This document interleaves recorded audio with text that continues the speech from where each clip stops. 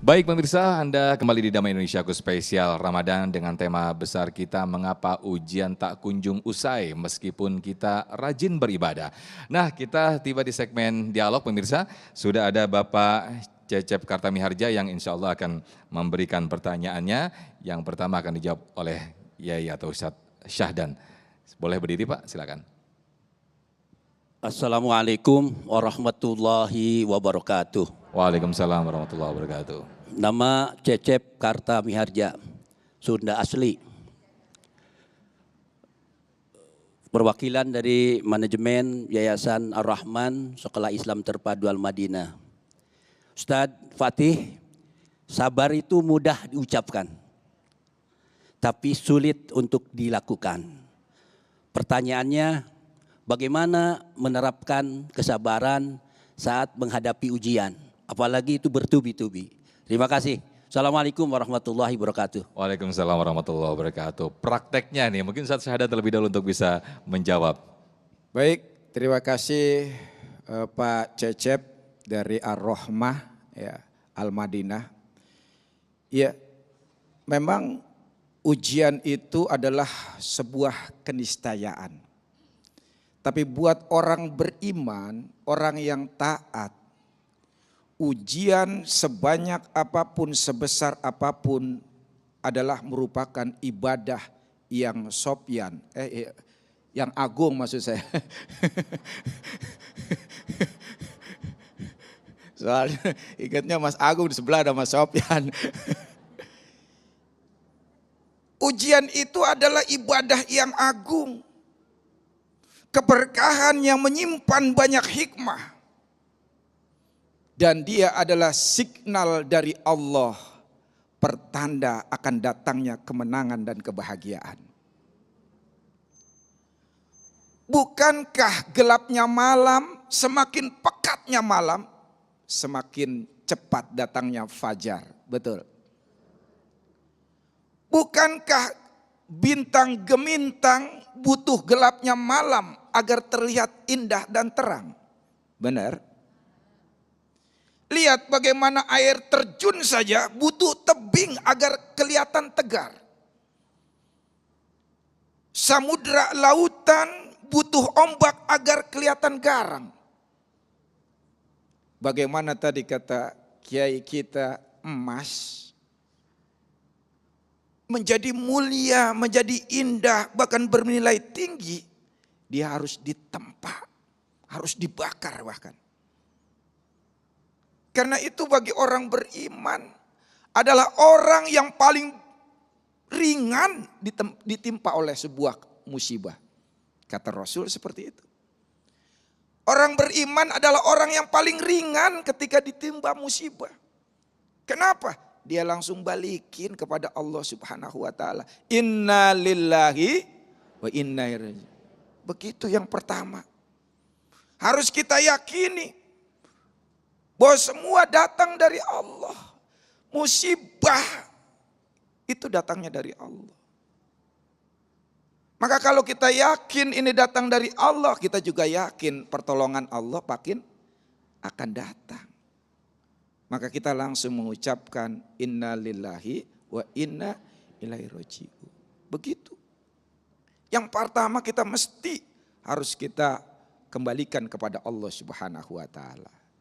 Yang kedua, yuridullahu bikumul yusra wala yuridu bikumul usra. Kita harus tahu bahwa Allah hanya menghendaki yang mudah dan tidak menghendaki yang susah. Kalau hidup kita jadi susah, boleh jadi karena kita yang pengen. Benar gak? Gaji 1 juta pengen ngeredit Pajero. Coba itu. Benar gak? Muka udah cakep begini nih, lari ke salon jutaan di Permak.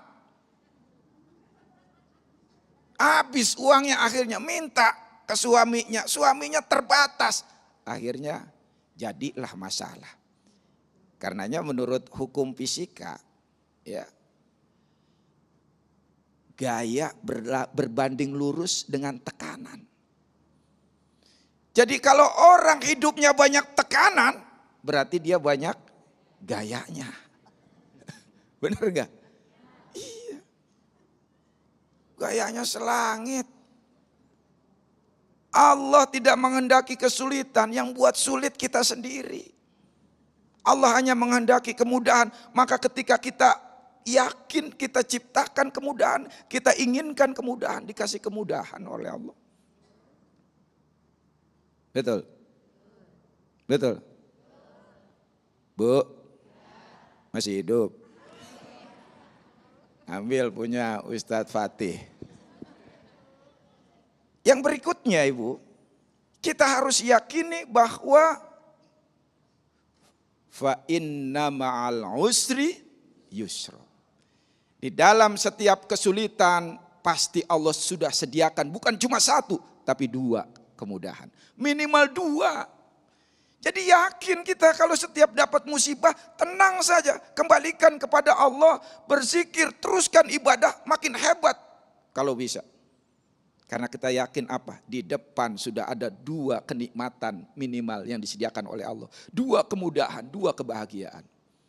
Contoh Bu, bayi di rahim ibu sumber makanannya dari mana? Dari uterus kan? Hanya satu sumber makanannya, bayi diuji di dalam perut rahim ibu, nggak bisa jalan-jalan ke mall. Nggak bisa update status. Terkungkung dalam sebuah rahim, tidak seberapa besar, makanannya hanya dikasih sumbernya satu doang, uterus.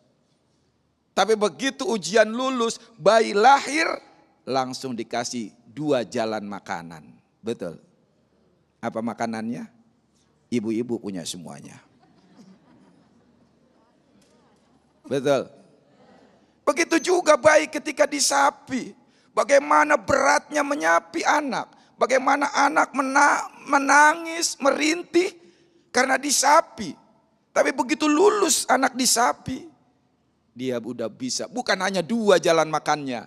Dia boleh makan apa saja. Nasi goreng, unti, ketimun, macam-macam.